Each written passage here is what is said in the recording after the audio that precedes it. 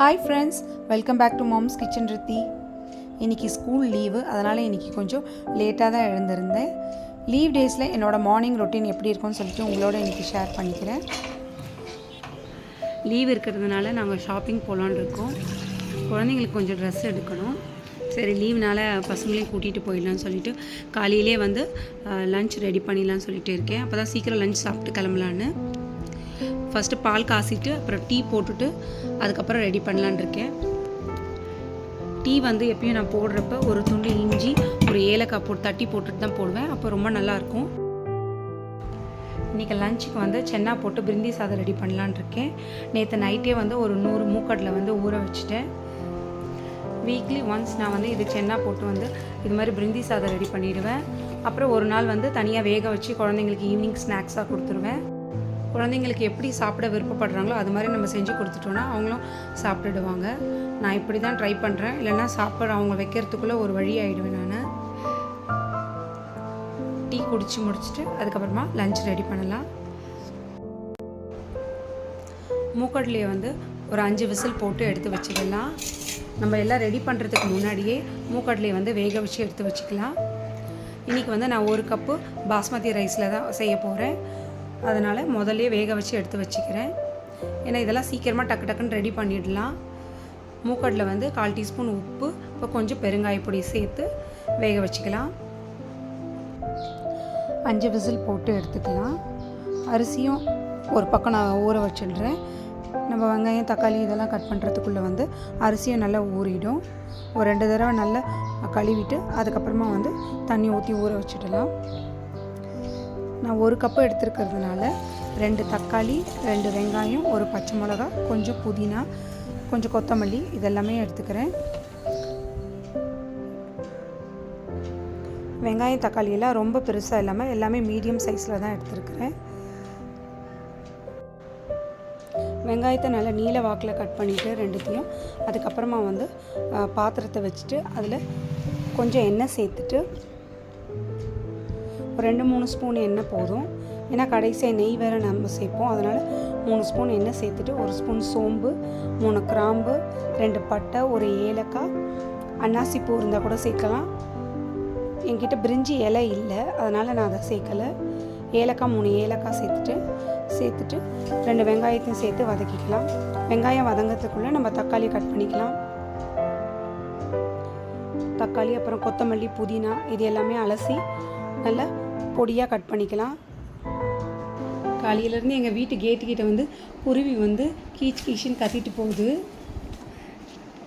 அதனால் வந்து ஒரு ஷூ பாக்ஸ் கட்டி இதில் மேலே லைட் இருக்கும்.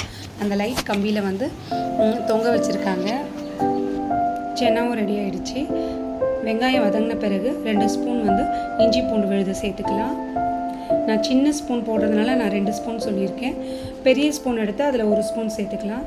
தக்காளி, பச்சை மிளகா, அப்புறம் புதினா, கொத்தமல்லி இதெல்லாம் சேர்த்து நல்லா வதக்கிட்டு 1 ஸ்பூன் மஞ்சள்தூள், 1 ஸ்பூன் கரம் மசாலா, அப்புறம் காரத்துக்கு ஏற்ப மிளகாய்த்தூள் சேர்த்துக்கலாம். அப்புறம் தேவையான அளவு உப்பு இதெல்லாம் சேர்த்து நல்லா வதக்கிட்டு தண்ணி சேர்த்துக்கலாம். பாருங்கள், குருவி வந்து போகுது.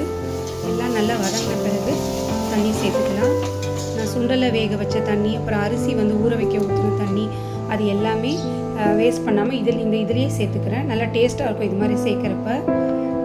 நான் 1 கப்பு எடுத்துக்கிறதுனால 3 டம்ளர் தண்ணி சேர்த்துக்கிறேன். இதே நம்ம குக்கரில் செஞ்சோன்னா 2 டம்ளர் போதும். நான் பாத்திரத்தில் செய்கிறதுனால 3 டம்ளர் தண்ணி சேர்த்துக்கிறேன். இது நல்லா தண்ணி வந்து கொதித்த பிறகு சென்னாவையும் அரிசியும் சேர்த்துக்கலாம். ஒன்றா பாதி லெமனையும் பிழிஞ்சு விட்டுக்கலாம். நம்ம தயிர் சேர்க்காதனால இது மாதிரி கடைசியாக வந்து லெமன் சேர்த்துக்கலாம். மீடியம் ஃப்ளேமில் வச்சுக்கலாம். தண்ணியோட அளவும் அரிசியோட அளவும் லெவலாக வரப்போ நம்ம தம் போட்டுக்கலாம். தயிர் பச்சடியை ரெடி பண்ணிட்டேன். இன்றைக்கி வந்து சட்னிக்கு வந்து உளுத்தம்பருப்பு சட்னி தான் செய்யலான் இருக்கேன். ஒரு பேனில் 1 ஸ்பூன் எண்ணெய் சேர்த்துட்டு அதில் 1 ஸ்பூன் உளுத்தம்பருப்பு சேர்த்துருக்கேன். நம்ம சட்னிக்கு எவ்வளோ தேவைப்படுமோ அந்த அளவுக்கு நம்ம உளுத்தம்பருப்பு சேர்த்துக்கலாம். நான் இன்றைக்கி 1 ஸ்பூன் எடுத்துருக்கிறேன். நான் வச்சுருக்க மெஷர்மெண்ட் இந்த ஸ்பூனில் வந்து 1 ஸ்பூன் எடுத்திருக்கேன்.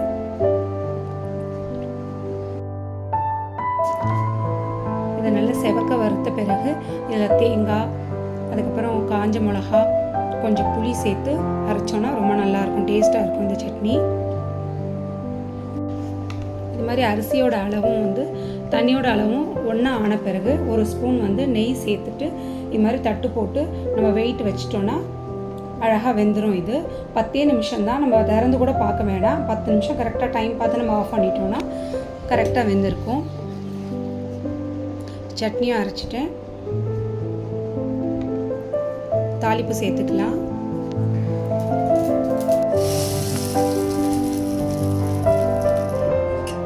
பப்பாளி பழம் வந்து 2 நாள் ஆச்சு வாங்கிட்டு வந்து, கொஞ்சம் நல்லா பழுத்துடுச்சு.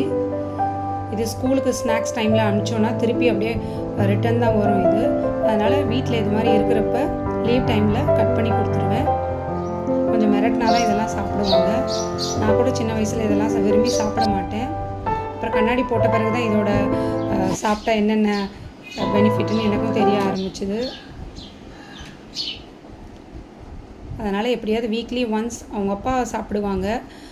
அவங்க அப்பா இருக்கிறப்பவே சாப்பிட வச்சிடுறது, இல்லைனா என்னை ஏமாற்றிடுவாங்க. கரெக்டாக 10 நிமிஷத்துக்கு அப்புறம் ஆஃப் பண்ணிடணும். இது மாதிரி இருக்கும். நம்ம இன்னும் கொஞ்சம் எக்ஸ்ட்ரா டைம் கொடுத்துட்டோன்னா சாப்பாட்டில் இருக்க தண்ணி எல்லாமே அப்சர்வ் ஆகிட்டு விரைச்சிக்கிட்டு போயிடும் அரிசி. அதனால் கரெக்டாக 10 நிமிஷம் வச்சுட்டு ஆஃப் பண்ணிட்டோன்னா அந்த சூட்லேயே கரெக்டாக லெவல் ஆகிடும் சாப்பாடு. உதிரி உதிரியாக நமக்கு கிடைக்கும். தோசையும் ரெடி பண்ணிவிட்டேன். இந்த வீடியோ உங்களுக்கு கண்டிப்பாக பிடிச்சிருக்குன்னு நினைக்கிறேன். இந்த வீடியோ உங்களுக்கு பிடிச்சிருந்தால் லைக் பண்ணுங்கள், மறக்காமல் சப்ஸ்கிரைப் பண்ணுங்கள். நெக்ஸ்ட் வீடியோவில் பார்க்கலாம். தேங்க்யூ.